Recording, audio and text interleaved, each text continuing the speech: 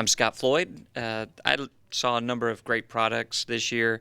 One of the first ones, Z-Space Virtual Reality STEM Lab, was a really neat piece. It was both 3D, but you could also project it onto another screen where it had more of an augmented reality look to it.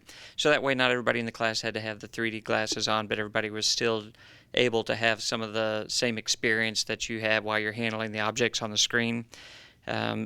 One of the things I thought was neat this year is, and I think it's being driven by the maker movement, is that a lot of the products are going more learner-centered.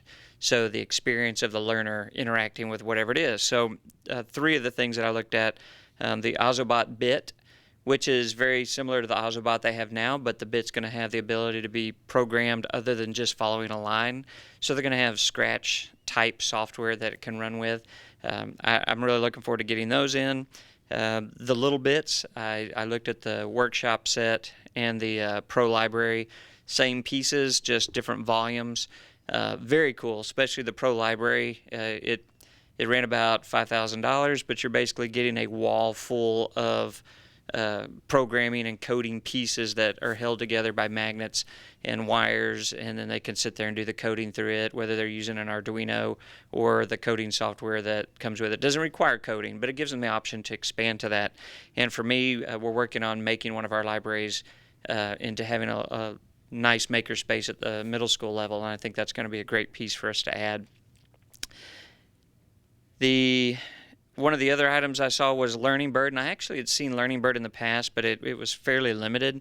It gives you the opportunity to tie the standard that you're covering, or the concept that you're covering, to other instructional videos that teachers have created and put out there, so you can tie them into your lessons.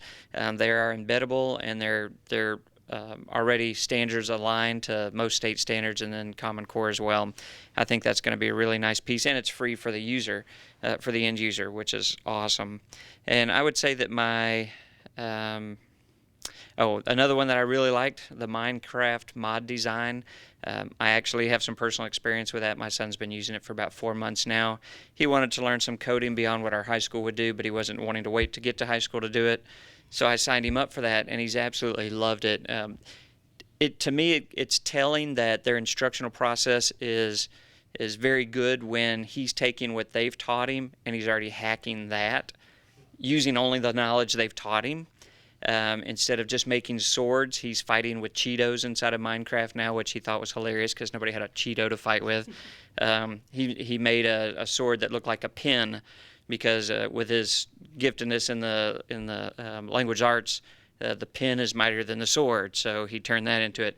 But he's using only the skills they've taught him within the first 3 or 4 weeks, and he was already making that. But now, he said some of the videos, it had corny humor in it, but he still thought that was a whole lot better than sitting and listening to a teacher lecture to him. And it's self-paced, and he gets access for a year, so I really like that product. That's one I'll pay again when he's ready to do the next level of those.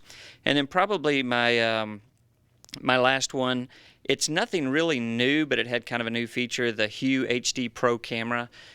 Everybody's got document cameras these days. It's very small. The base of it's about the size of a regular smartphone. But what I liked about it, it had 4 LEDs, so it didn't have a lot of current draw. It's only powered through USB. Again, nothing really original. But the fact you could disconnect the camera and its flexible neck from the base and just turn around and plug it into your device as well, and then that made the whole thing portable, and you didn't have the extra cables running around. So the teacher that's working right next to their computer, the kid that's doing the experiment right next to their computer that wants to document it, they can do that without having to worry about finding space for the base and the cable.